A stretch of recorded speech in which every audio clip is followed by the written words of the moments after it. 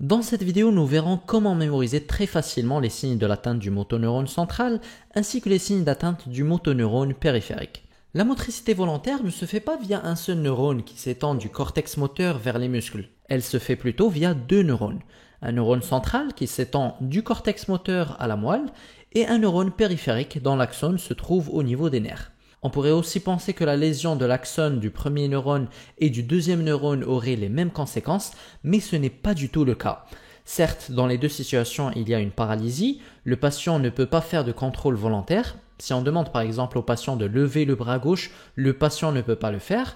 Ceci dit, les signes accompagnateurs de chaque paralysie sont tout à fait opposés. Et si on connaît ces signes, on pourra donc savoir si la lésion est centrale au niveau du cerveau ou de la moelle épinière ou bien périphérique au niveau des nerfs. On commence par les signes de la lésion du neurone central, soit le premier neurone moteur. Il n'y a bien sûr pas un seul motoneurone central, mais plusieurs, et ensemble, ils constituent la voie pyramidale, nommée ainsi car elle participe aux pyramides bulbaires du tronc cérébral. Et ainsi, la lésion de cette voie pyramidale va donner le syndrome pyramidal. Dans la lésion du premier motoneurone, soit lors du syndrome pyramidal, on retrouve une augmentation du tonus musculaire. C'est comme si les muscles touchés sont tout le temps relativement contractés.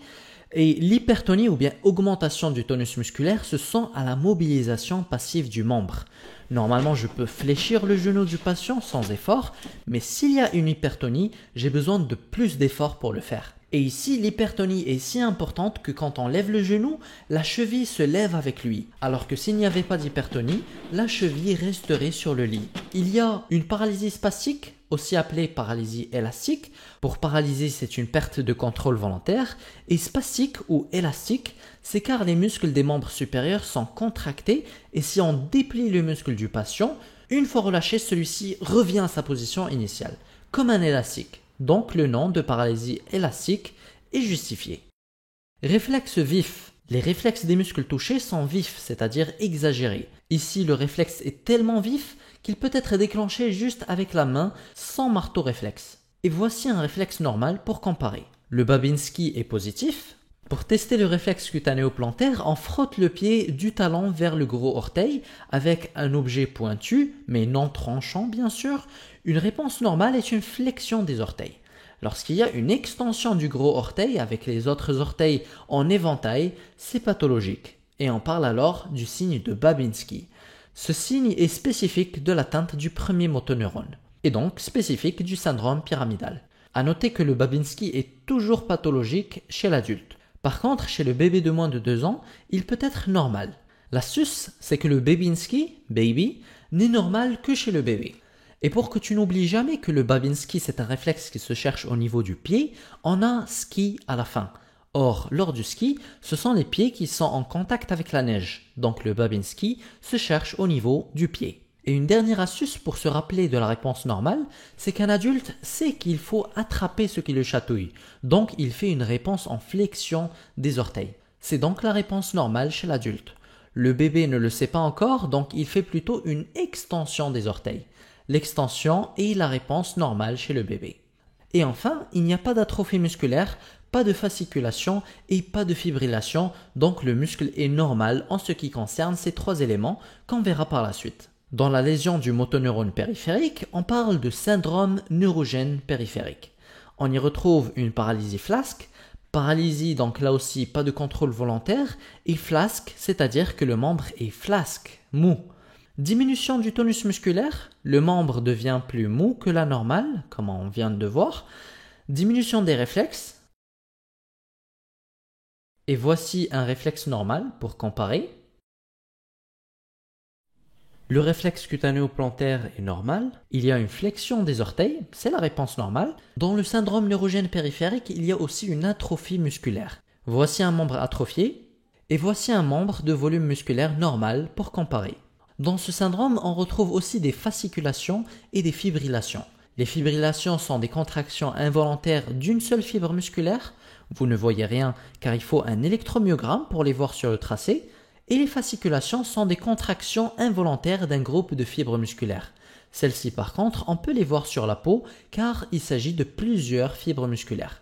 Note importante, quand j'ai parlé du premier neurone, j'ai décrit le syndrome pyramidal comme étant hypertonique. Mais en fait, avant la phase hypertonique, il y a une phase flasque, généralement lors des premiers 14 jours. Et ce n'est qu'après que vient la phase hypertonique spastique. À noter aussi qu'à certains endroits de la vidéo, j'ai parlé d'un signe de Babinski négatif, mais c'est incorrect, il faut plutôt dire que le réflexe cutanéo-plantaire est normal. Comment mémoriser les signes de lésion du motoneurone central et du motoneurone périphérique de façon rapide et efficace sur le long terme? C'est ce qu'on verra tout de suite. Le motoneurone périphérique est en contact direct avec les muscles, c'est lui qui les contrôle. Donc en cas de lésion de celui-ci, le muscle n'a plus d'innervation pour se contracter et sera donc relâché. Or le muscle est composé de fibres musculaires et de tendons. Ils sont donc tous les deux relâchés.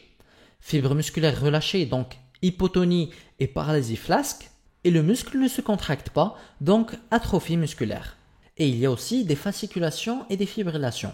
L'astuce, c'est qu'il y a de l'atrophie, et c'est comme si le muscle essaye de la réduire en faisant ces petites contractions involontaires d'une seule fibre ou bien de quelques fibres musculaires, d'où les fibrillations et les fasciculations. Les tendons aussi sont relâchés, or le tendon est nécessaire pour les réflexes tendineux, donc ça explique pourquoi les réflexes sont diminués. Et un autre réflexe qui est diminué, c'est le réflexe cutanéo-plantaire, et par conséquent, le réflexe cutanéo-plantaire sera normal. Le motoneurone central, quant à lui, ne contrôle pas directement les muscles. Il contrôle plutôt le motoneurone périphérique. Donc s'il est lésé, le motoneurone périphérique n'a plus rien pour l'inhiber et va faire que le muscle sera contracté en permanence. Or, comme on a dit, le muscle c'est des fibres musculaires et des tendons. Fibres musculaires contractées, donc tonus augmenté et paralysie spastique. Et ici, le muscle est bien contracté, donc pas d'atrophie.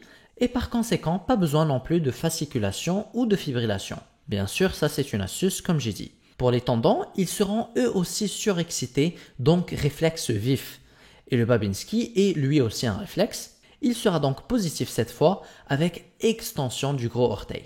Si tu veux toi aussi découvrir les techniques secrètes de la méthode Dr Assus et devenir capable d'apprendre tes cours de façon aussi efficace, tu peux aller sur drassus.com/méthode pour plus d'informations.